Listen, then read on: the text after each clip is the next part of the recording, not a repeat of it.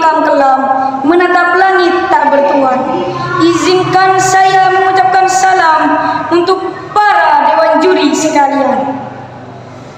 Assalamualaikum warahmatullahi wabarakatuh. Alhamdulillahirabbil alamin, wassalatu wassalamu ala asrafil anbiya'i wal mursalin wa ala alihi wassahbihi ajma'in. Amma ba'du. Yang saya hormati dewan juri dan teman-teman seperjuangan yang saya cintai. Pertama-tama, marilah kita panjatkan puja dan puji syukur atas kehadiran Allah Subhanahu wa taala. Karena atas rahmatnya kita dapat berdiri di sini dalam keadaan sehat wal afiat. Alhamdulillah. Salawat dan salam selalu kita curahkan kepada junjungan kita Nabi besar Muhammad sallallahu alaihi wasallam yang telah menuntun kita dari zaman kegelapan menuju zaman terang benderang, dari zaman muter-muter menuju zaman penuh komputer, dari zaman jalan kaki menuju zaman Kawasaki. Ada pepatah mengatakan, tak kenal maka tak sayang. Maka dari itu, perkenalkan saya Rafael Runner dari SMP Negeri 2 Mayang. Pada hari yang cerah ini, izinkan saya menyampaikan sebuah pidato yang bertema Gema Suara Palestina dalam Genggaman Generasi Muda. Kita pastinya pernah mendengar tentang konflik yang terjadi di Palestina.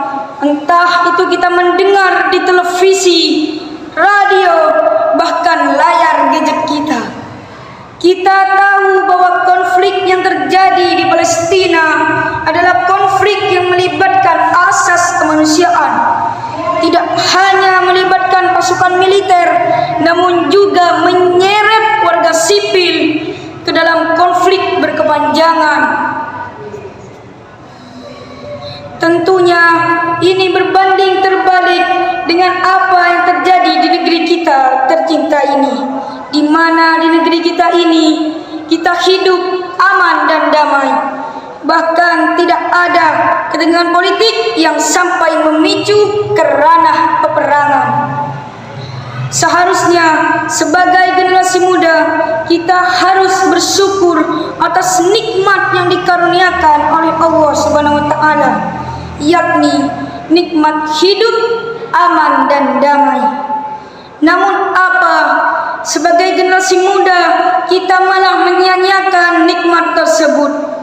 Contohnya adalah kita telah diberikan kesempatan untuk mengenyam bangku pendidikan.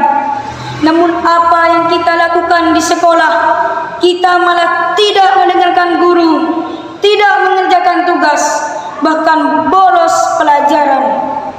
Padahal anak-anak di Palestina juga ingin mengenyam bangku pendidikan yang sama seperti kita. Namun apa, sekolah mereka roboh, hancur berkeping-keping, rata dengan tanah. Sedangkan sekolah kita tegak berdiri kokoh. Namun apa yang runtuh adalah rasa bersyukur dan rasa ingin belajar kita. Padahal contoh lainnya adalah kita saat kita ingin makan, kita hanya melangkah ke dapur dan sudah ada masakan yang dimasak oleh ibunda kita.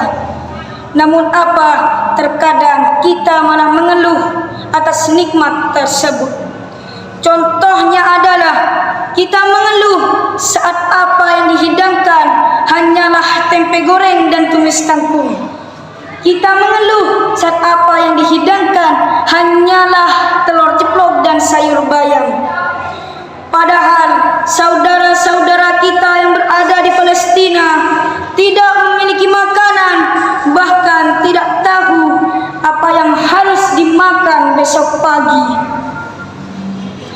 Padahal sebagai generasi muda, kita harus bersyukur atas nikmat yang dikurniakan oleh Allah Subhanahu wa taala, sesuai dengan firman Allah dalam Al-Qur'an yang berbunyi, A'udzu billahi minasy syaithanir rajim. Bismillahirrahmanirrahim. Wa itta'addana rabbukum la in syakartum la azidannakum wa la in kafartum inna 'adzabi lasadid.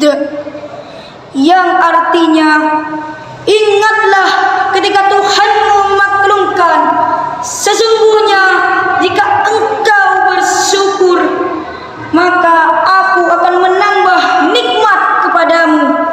Namun jika engkau mengingkari nikmatku, sesungguhnya azabku benar-benar sangat keras. Quran Surah Ibrahim ayat 7.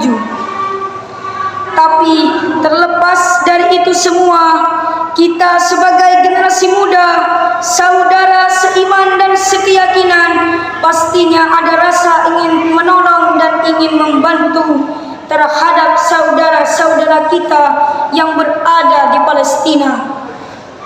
Karena itu, marilah saudaraku, kita membantu saudara-saudara kita yang berada di Palestina dengan cara menyumbangkan sebagian rezeki, bahkan dengan cara memboikot produk-produk yang pro terhadap Zionis Israel.